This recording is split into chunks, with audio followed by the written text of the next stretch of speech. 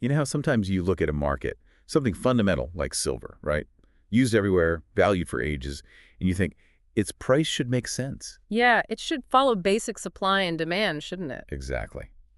Well, we've spent this week really digging into a whole load of information, nearly 50, pretty solid facts, actually, from mainstream finance sources, alternative media, even whistleblower accounts. And it all seems to point towards this, well, this really interesting question. Has the silver price been, manipulated, held down somehow over the years? That's the core question, yeah. And like you said, we're not just talking vague rumors here. Our sources point to actual historical attempts to corner the market. Plus, some really weird trading patterns happening today. Major lawsuits where big banks actually admitted they did wrong. Right, admitted it. Yeah. And then there are the regulatory investigations, some, well, maybe less conclusive than others. And testimonies from insiders, people who were actually on the trading desks. Okay, so the mission for this deep dive, really, is to pull out the key bits from all this. Yeah. We want to give a clear picture of the main arguments, the evidence that suggests, the silver market maybe hasn't been playing by the standard rules. Trying to connect those dots without getting bogged down in like every single detail. Exactly. Those aha moments. Which kind of leads to that question you might have already asked yourself. Hmm. Why does silver, with all its uses in history, sometimes seem to just ignore the usual economic signals? Yeah, why doesn't it react like you'd expect? Okay, so let's dive straight in. The allegations against the big banks seem like the place to start. JPMorgan in particular comes up a lot. Oh, definitely. That 2020 settlement was huge. $920 million. Wow. And importantly, they admitted wrongdoing, specifically manipulating precious metals futures, including silver, for years 2008 to 2016. And the main tactic was spoofing. Spoofing, right. Can you just quickly break down what that means in practice? Sure, it's basically placing large buy-or-sell orders that you never intend to actually execute. The whole point is to create a fake impression of supply or demand, right? To trick other traders, push the price where you want it to go, and profit from your other positions. So it's like bluffing in poker, but on a massive market scale. Exactly. And this wasn't just, a couple of rogue traders down the line. The convictions in 2022 really showed that. You're talking about Nowak and Smith. Yeah, Michael Nowak, head of the precious metals desk, and Greg Smith, who prosecutors called the most prolific spoofer they'd ever seen. Prolific spoofer, wow. They were found guilty of fraud, spoofing, attempting price manipulation, gold and silver. Same period, 2008 to 2016, we're talking tens of thousands of fake orders. Tens of thousands. Yeah. And they actually got prison time for this, didn't they? Smith got 2 years, Nowak faced jail too. They did, which, really signaled that the government was finally starting to take this stuff seriously. A big shift. It seems like it. And there was testimony from another trader, wasn't there? Truns. Christian Truns, yeah. He pleaded guilty himself, and his testimony was, well, pretty damning. He said spoofing wasn't some secret scheme. It was common, an open strategy on the desk. An open strategy, meaning everyone knew. Pretty much. He even told the story about Greg Smith being so fast entering the fake orders, like clicking the mouse constantly, that people joked he needed ice for his fingers. Ice on his fingers, that's vivid. And this was apparently just routine until Dodd-Frank outlawed it specifically in 2010. But the behavior continued even after that, according to the charges. Open strategy, though, really makes you think, doesn't it? It really does. Changes the whole picture. Okay, so it wasn't just JPMorgan then. Other banks were implicated. Oh, yeah. The Deutsche Bank case from 2016 is key here. Right, they settled too. They did, for $38 million in a silver price-fixing lawsuit. But the crucial part, they agreed to cooperate and hand over evidence. A lot of evidence. How much are we talking? Something like 350,000 pages of documents and 75 audio tapes of traders talking. Oh, okay. And the plaintiffs, the people suing, called this the smoking gun. Proof, they said, of a conspiracy involving multiple big banks, Deutsche Bank, UBS, HSBC, Barclays, Bank of America, Standard Chartered. So a whole group of them. Allegedly coordinating to rig silver prices. And a lot of it seemed to revolve around the London silver fix. The daily benchmark price back then. Exactly. The evidence, like chat logs, showed traders from different banks coordinating in electronic chat rooms. What were they saying in these chats? Things like sharing confidential client order information, planning trades to trigger stop-loss orders. Ah, driving the price down to force automatic selling. Precisely, and just openly talking about smashing silver prices. The quotes are pretty blunt. Like what? Well, things like one trader saying the cartel were the silver market. Yeah. Another time, we smashed it good. Or even, let's go and smash it together right before the Not fix. subtle at all. Let's go and smash it together. Wow. Not subtle, no. And this evidence from Deutsche Bank then directly implicated those other banks we mentioned: UBS, HSBC, Barclays, Standard Chartered, Bank of Nova Scotia, BNP Paribas, Bank of America. So the lawsuit just got bigger. It expanded, yeah. Hmm. Interestingly, UBS was dropped at one point, but then added back in when they found direct chats between UBS traders and the alleged ringleaders at other banks. It sounds like a real tangled web. And it wasn't just European banks, right? You mentioned Bank of America, Merrill Lynch. Correct. Merrill Lynch, which is part of BofA, paid a $25 million fine in 2019 for spoofing in precious metals, including silver, again, similar time frame, 2008 to 2014. Same tactics as JPMorgan. Very similar, yeah. Placing those big fake orders to mislead the market and profit from the price moves they cause. It suggests this wasn't just one bad apple, you know. It was more systemic across the industry. All these settlements and fines from different major banks Yeah. certainly point that way. And there were more fines, too. Morgan Stanley in 2019 for attempted manipulation. Deutsche Bank again for failing to stop spoofing on their watch. Plus, earlier settlements in 2018 with UBS and HSBC. It's quite a list. The pattern seems pretty clear. It does, and it brings us back to JPMorgan specifically, and something else people were watching even before the spoofing stuff hit the headlines: their huge short position in silver futures. Right, the bet said the price would go down. Yeah. This was after they took over Bear Stearns in 2008. Exactly. Whistleblowers, analysts like Ted Butler, they're pointing this out. By August 2008, JPM's net short position in COMEX silver was reportedly bigger than the next three biggest shorts combined. That sounds dominant. Very. And through 2009-2010, they often held like 25% to 32% of all the short contracts out there, sometimes even 40% of the contracts closest to expiring. Unprecedented concentration, really. Okay, so connect that to the price. What was silver doing while they held this massive short position? Well, think about early 2008. As that short position grew, the silver price tanked. It went from over $20 an ounce in March down to under $9 by October 2008 during the big financial crisis. Wow, quite a drop. And Bart Chilton, the CFTC commissioner back then, even said publicly that JPM's position was way over the official limits and definitely big enough to move the market. So the regulator knew it was huge. Apparently so. And here's the kicker. JPM got a temporary waiver, supposedly to reduce their massive position. But according to Chilton, they actually increased it right when the price was collapsing. Okay, that timing looks really suspicious, doesn't it? Increasing your bet against silver just as the price is crashing. It certainly raised a lot of eyebrows. And then there's the irony, maybe. Yeah. While they're holding this giant paper short position. They were buying up physical silver. Aggressively, yeah. Between 2011 and 2015, their stash of physical silver in COMEX warehouses reportedly went from almost nothing to over 55 million ounces. 55 million ounces? That's a lot of silver. It was about half of all the registered silver in COMEX vaults at the time. So the theory some analysts put forward is that they were using the short position to keep the paper price down. So they could buy the physical metal cheaper. That's the idea. Suppress the paper price, accumulate the real thing on the cheap. By 2019, some estimated their total physical hoard was well over 100 million ounces. So bet against the price publicly, hoard the metal privately. That's quite a strategy if true. It's definitely a theory that fits the facts we see. Of course, JPMorgan denied it. Blythe Masters, who ran commodities then, gave an interview in 2012. What did she say? Flatly denied any manipulation. Said the short position was just hedging client longs, basically balancing out bets, and that the bank didn't care if prices went up or down. But given the size of the short position and the profits they seemed to make when prices were weak, did people buy that explanation? A lot of skepticism, yeah. It felt like a deflection to many, especially as more evidence started to surface later on. Right. Which leads us to the legal side again.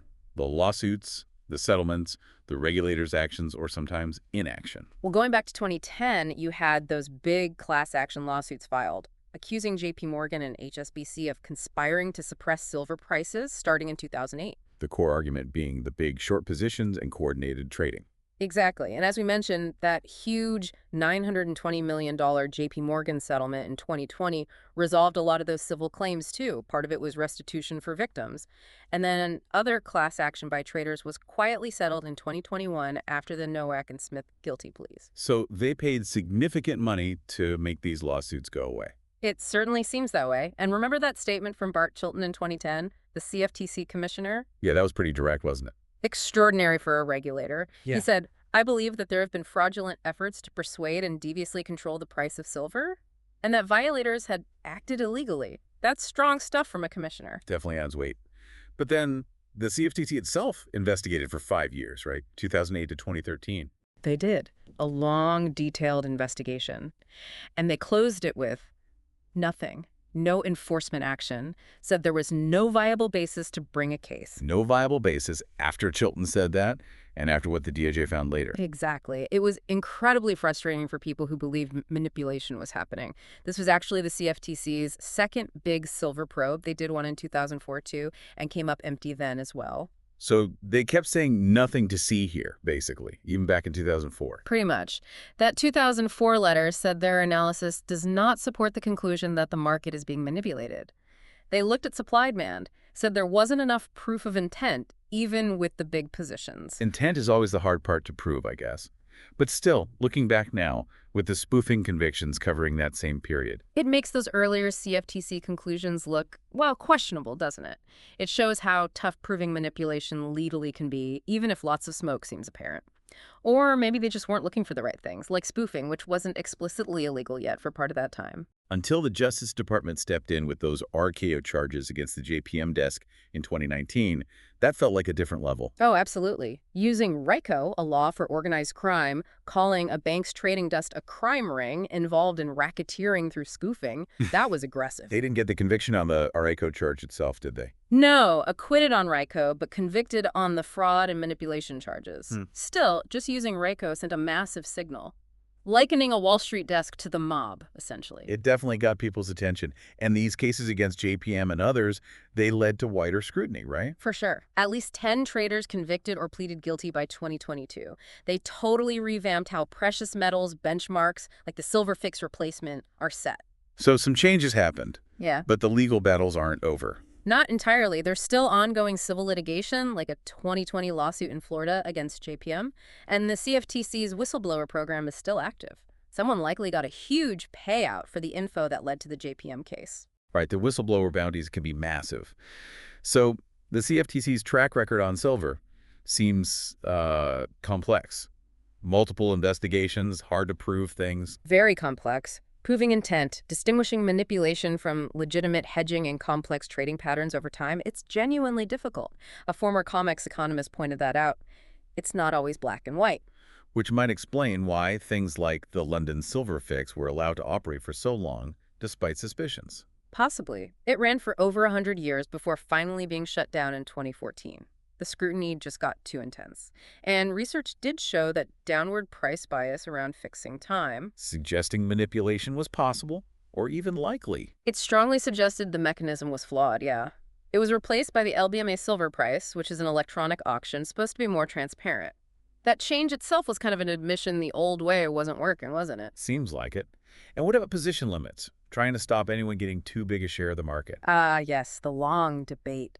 Bart Chilton pushed for them for years, especially for silver, arguing the concentration was dangerous. But the industry resisted. Big time. Worries about hurting liquidity, making trading harder. It took the Dodd-Frank Act after the '08 crisis to really mandate the CFTC to act.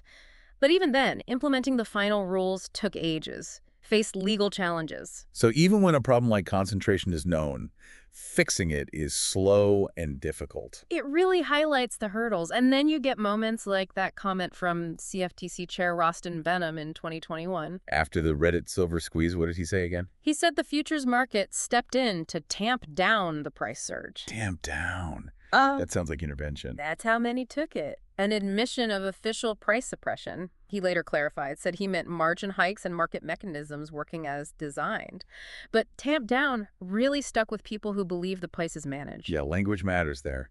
Has the CFTC acknowledged they might have missed things like spoofing before? They have, yeah. They admitted spoofing wasn't technically illegal before 2011, so their earlier probes probably wouldn't have caught it. They say they've boosted their surveillance tech since then. Better late than never, I suppose. But are they catching everything now? Who knows? Exactly. Skepticism remains about whether other, perhaps more subtle, forms of manipulation are still flying under the radar. Okay, let's shift focus a bit to the market structure itself. This idea of paper silver versus physical metal. Sounds like there's a big imbalance. Huge. That's one of the most striking things.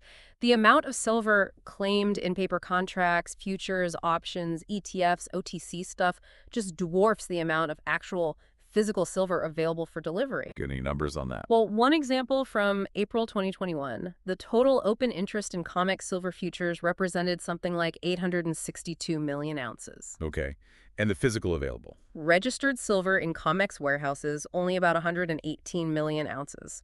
So paper claims were more than 7 times the available physical metal backing them up on that exchange, maybe 14% backed. 7-to-1. Wow. So if everyone suddenly wanted delivery. It would be problematic, yeah. And look at daily trading volumes. Sometimes over 1 billion ounces of paper silver trades in a day. 1 billion ounces. But the world only mines about 800, 900 million ounces a year. Exactly.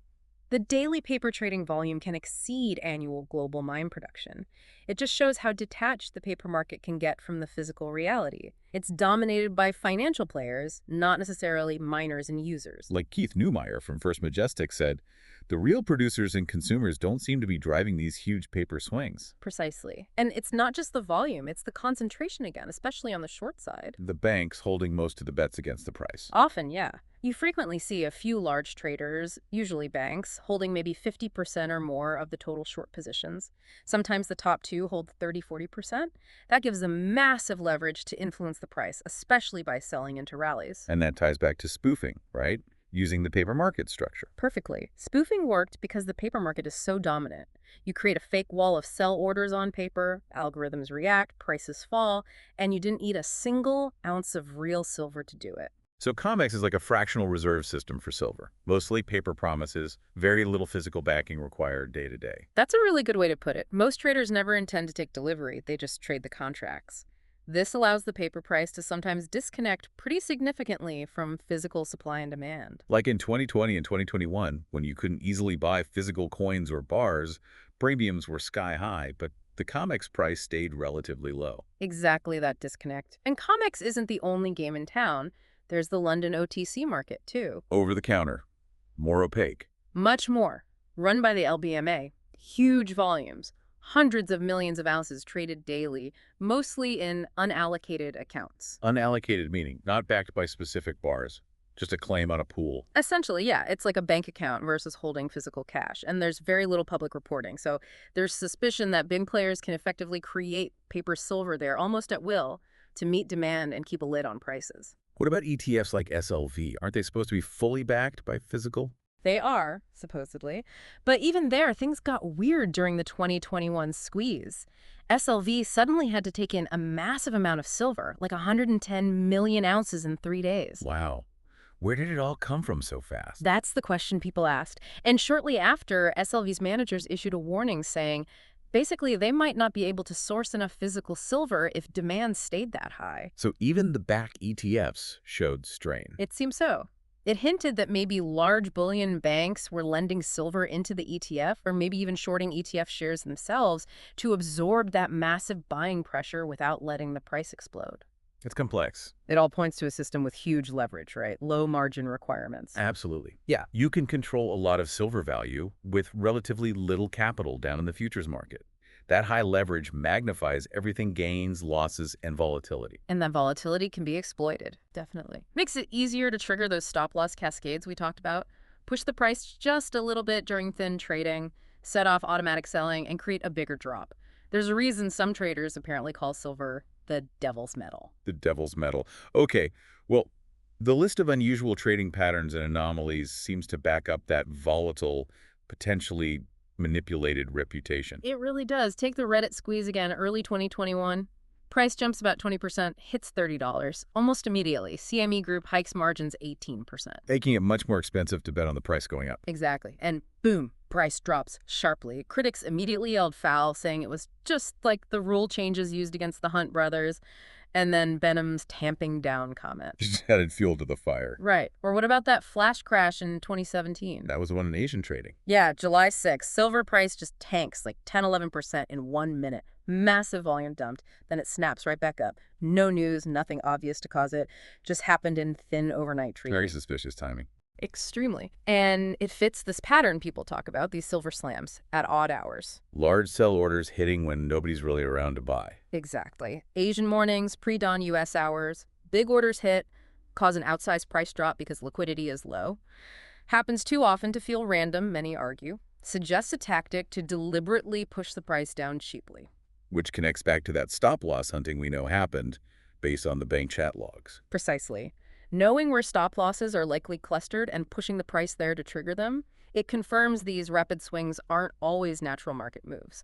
Silver's volatility can be, well, manufactured sometimes. And what about silver diverging from gold? Does that happen often? It does seem to happen at key moments like April 2013 or March 2020 during the COVID crash.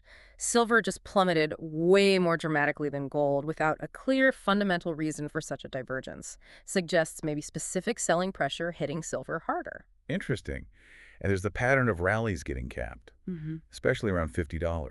That's a big one for long-term observers. Silver hits near $50 in 1980 with the hunts, gets smashed. Hits $50 again in 2011, gets smashed. Even the 2021 squeeze stalled around $30, well below that level. It feels like major resistance, maybe artificially enforced. Upside breakouts seem to fail more often than downside breaks succeed. Creates that feeling of suppression. Yeah. And we can't ignore the historical context like Silver Thursday back in 1980. The big one. Over 50% crash in futures in one day. Panic selling after the Hunt's corner attempt was broken by exchange rule changes. The liquidation-only rule. Yeah. Suddenly, you could only sell, not buy new long positions. That just poured gasoline on the fire. A prime example of how exchange actions can dramatically impact price. So let's look at those historical cases. The Hunt brothers are the classic example of trying to push the price up, right? The most famous, yeah. Nelson Bunker Hunt, William Herbert Hunt, they amassed maybe 100 million ounces of physical silver plus futures, drove the price from $6 to almost $50 between 79 and 80, a bold attempt to corner the market. But the exchanges changed the rules on them. Drastically. Silver Rule 7 in January 1980.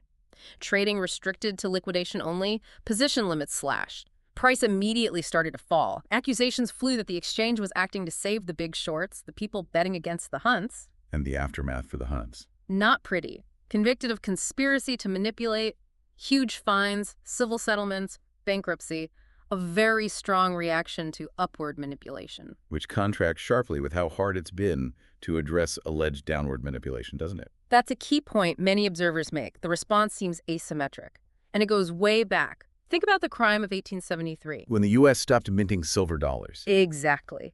Effectively demonetized silver, crushing its price. Silverites called it a conspiracy by gold interests back then, a government action with huge price consequences. And the London gold pool in the 60s, that affected silver too. Indirectly, yeah. The pool tried to fix gold at $35. At the same time, the U.S. Treasury was selling its silver stockpile to keep the price capped around $1.29 an ounce because silver coins were still circulating then. So official policy was price suppression for silver back then. Essentially, yes. Which ultimately led to removing silver from U.S. coins entirely in 1965 because they couldn't hold the price down anymore. And industrial users, the Silver Users Association, they wanted low prices too, presumably. Of course. Big manufacturers using silver want stable, low prices, so they lobbied for policies that kept prices contained. Perfectly legal, but another force potentially weighing on the market.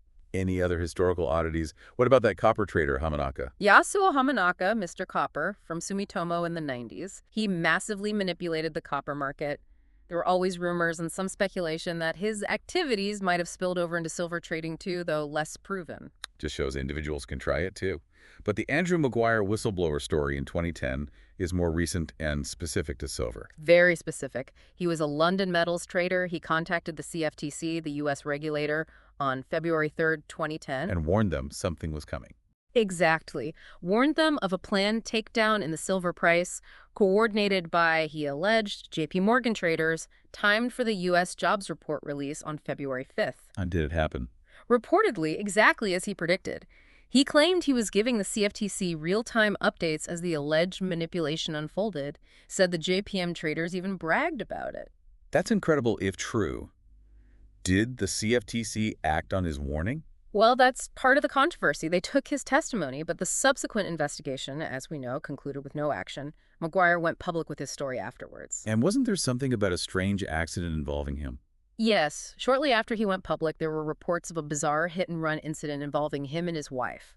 No link was ever proven, Mm. but it certainly fueled concerns about retaliation against whistleblowers. Adds a sinister layer. It's not just whistleblowers, though, right? Other officials and figures have raised concerns. Yeah, quite a few. Edmund Moy, former U.S. Mint director, talked about the disconnect between paper and physical. Eric Sprott, the well-known resource investor, has long argued silver is fundamentally undervalued due to manipulation. Even politicians. Senator Ted Cruz has questioned potential rigging in metals markets. And Bart Chilton, again, after leaving the CFTC, was very explicit. He stated he believed JPM did manipulate silver, and the CFTC saw clear evidence of it internally, even if they didn't bring a case. A former commissioner saying that after leaving office is pretty powerful. It really is. Coming from someone who saw the internal investigations, it carries significant weight. Okay, so bringing this all together, looking at these, 50 or so facts and accounts, the picture seems pretty consistent, doesn't it? It does feel compelling when you lay it all out. The evidence strongly suggests, I think, that the silver market has seen various forms of manipulation and price suppression, from historical government actions right up to modern bank schemes. Yeah, we've got the huge bank settlements, the admissions of wrongdoing, the trader convictions. The whistleblower testimonies, the documented chat logs showing collusion, the weird market structure with paper overwhelming physical. The suspicious trading anomalies, the regulatory investigations that maybe missed things, the historical precedents.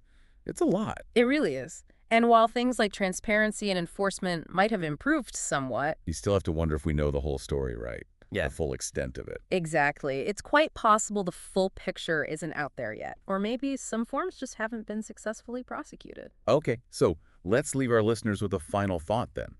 Having heard all this, how might it change the way you think about silver's price, its past behavior, and maybe its potential future? Yeah, what happens if or when those underlying fundamentals, the actual supply and demand for physical silver, are finally allowed to, take the wheel without these other forces interfering? Something to definitely chew on. We encourage everyone to look into the sources themselves. Keep digging. It's a fascinating and clearly controversial subject.